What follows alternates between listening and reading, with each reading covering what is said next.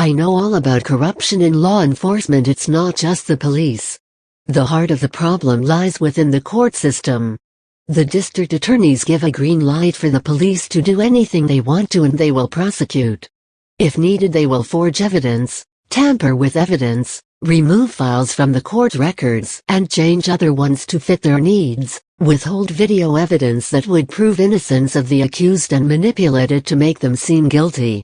All this done with the approval of the judge of the court. I really didn't think that all this would be possible in this great country of ours, as we have always been taught how great our court system is. But all this is just pure propaganda given by those in charge to those who just listen and believe that whatever is told is the truth. It seems like this were to occur in the private sector, they would be arrested under the RICO statute, for this is truly organized criminal activity, but I guess it's legalized criminal activity. I didn't just read this over the internet, I experienced this in real life. What is really shocking is there is no one who seems to care that this does really happen to victims who end up prosecuted as a result police brutality or excessive force.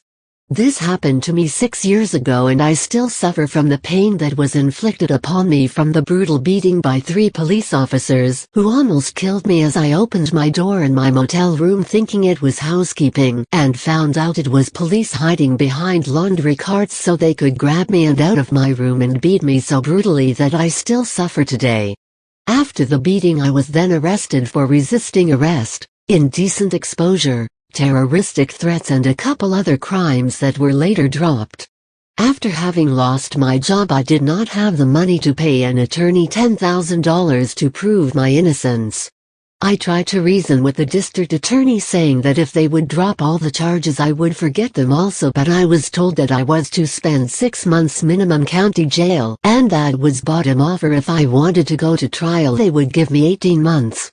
Knowing all I needed was the video from the motel to prove my innocence, I tried over and over from the motel, the police, and the courts to access that video. It was always denied.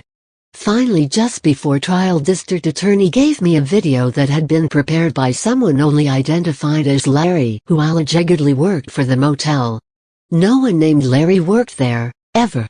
This video had been so tampered with that it was almost unreal that they would present something like this in court and have it admitted. But when you have a judge who cares nothing about the things he is elected to do and would admit any bogus evidence by the state and overrule any legit objection by the defense. My only defense was to subpoena the motel manager who knew what had happened, and she would not lie on the stand, but I was told that she had been out of town that week before the subpoenas could be issued. The constable never tried to subpoena her, and she later told me she even offered to drive the witness, whose perjured testimony sealed my fate, to court for the trial, but was told she wasn't needed, and this was all the kangaroo court needed to find me guilty, and I ended up getting 18 months, but spent 20 months incarcerated. Being found guilty, I filed for new trial, which was denied, and then filed appeal to the district court. I was then given a court-appointed attorney who was also an officer of the court, who then chose an attorney that his firm had just hired from the DA's office to prepare the brief. Needless to say, I was very unhappy with the brief that was prepared on my behalf, and ended up writing a letter to the appellate court telling them the brief was filed with my objections. And I told them what really happened in the letter. Also, the video that was admitted at the original trial had been changed so that it wouldn't be so obvious of the editing that has been done at the original trial. I never got a response from the appellate court, and they affirmed the lower court's judgment. The state Supreme Court refused to hear the case. To all of you who think this is BS, call me on this.